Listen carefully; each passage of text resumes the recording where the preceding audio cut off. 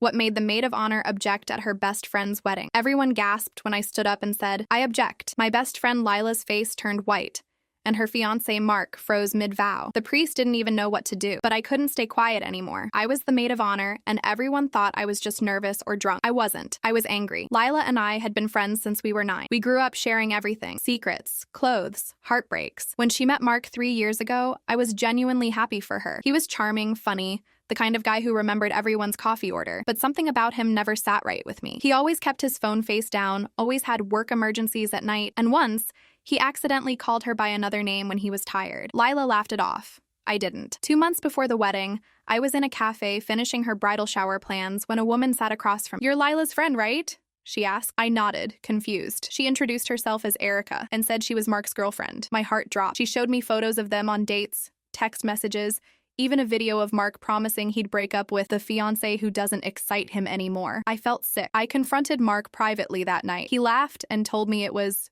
just a fling. He said Lila didn't need to know because it would ruin her special day. I wanted to punch him. I told him if he didn't tell her, I would. He smirked and said, "No one will believe you over me. You're the single jealous friend." That line broke something inside me. I tried telling Lila gently a week before the wedding, but she burst into tears and told me I was trying to sabotage her happiness. She stopped answering my calls. Her mom even told me to stay out of it, so I made a choice. I'd let her see the truth herself. At the wedding, everything looked perfect. Flowers, music, guests smiling like a movie scene. But as soon as the priest said, "If anyone objects," I stood. Everyone turned. My heart raced, but my voice was steady. "I'm sorry, Lila, but Mark's been cheating on you with Erica from his office. She's outside with proof." Gasps filled the room. Mark shouted that I was lying, but right then, Erica walked in. She looked terrified, but determined. She handed Lila her phone, showing texts and photos. Lila's bouquet hit the floor. She didn't cry. She just stared then at me. "You should have told me sooner," she whispered. I said, "I tried." She took off her veil, walked down the aisle and out the door without another word. The entire crowd stayed silent. Even the band stopped playing, frozen mid. Mark tried to follow her, but Lila's dad stopped him with one look that could kill. A few guests started whispering, phones already recording. I didn't care. The truth was finally out. Later that night, I found Lila at our old spot by the lake, still in her wedding dress, shoes off,